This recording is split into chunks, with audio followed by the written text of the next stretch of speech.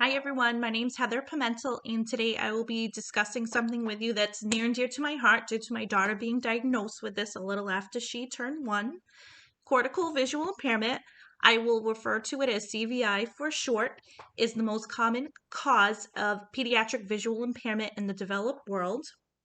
I will be discussing what a CVI is, its characteristics, how it's diagnosed, and the impact it has on learning. Most of the information I received is from PerkinsSchoolForTheBlind.org, LittleBearSees.org, and also the Pediatric Cortical Visual Impairment Society.org. So when someone thinks that someone is legally blind, they automatically assume that they have something wrong with their eye. In this case, CVI is different. It's a brain-based visual condition. It impacts the visual pathways. So from where the information is being brought from the eye to the brain in the visual processing centers is the place in the brain where they process that information that helps you locate, attend, and understand what you see. Every child's experience is different with CVI. Some of the characteristics you may see in a child with it could be light gazing due to eye fatigue, so they could be staring off at the ceiling light because their eyes are tired. They may have a specific color preference, say bright red over yellow, because the bright red would be easier to see.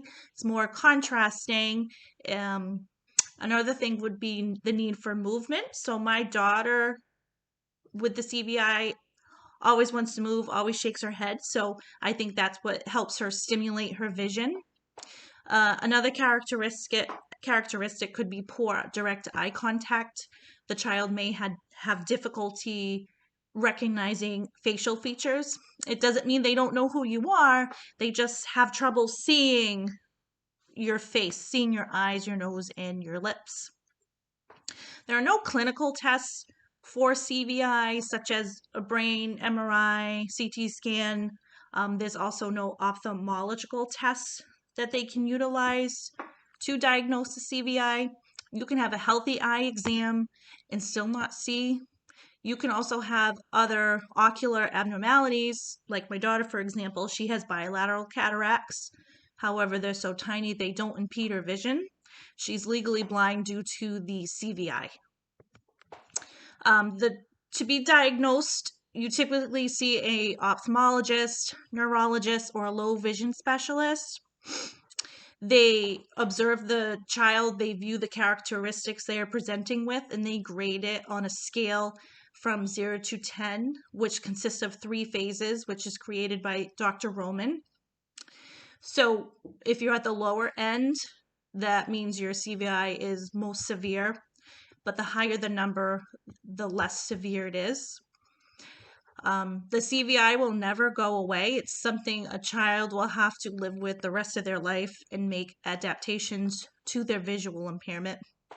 Some causes of the CVI can include anoxic brain damage, hypoxic brain damage, stroke, encephalitis, meningitis, head injuries.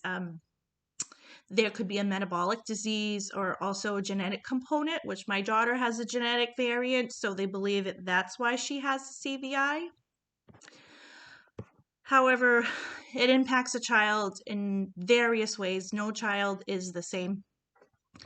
Some ways it impacts them in their learning would be the difficulty reading, writing, also communication. It impacts what they see around them, makes them unable to recognize familiar objects or people.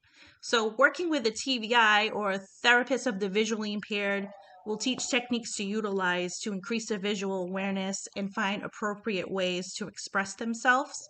So in my house, sometimes we use a blackboard, dark background, bright felt object color, try to get the most realistic picture you can find so they can differentiate that from something that's a cartoon like.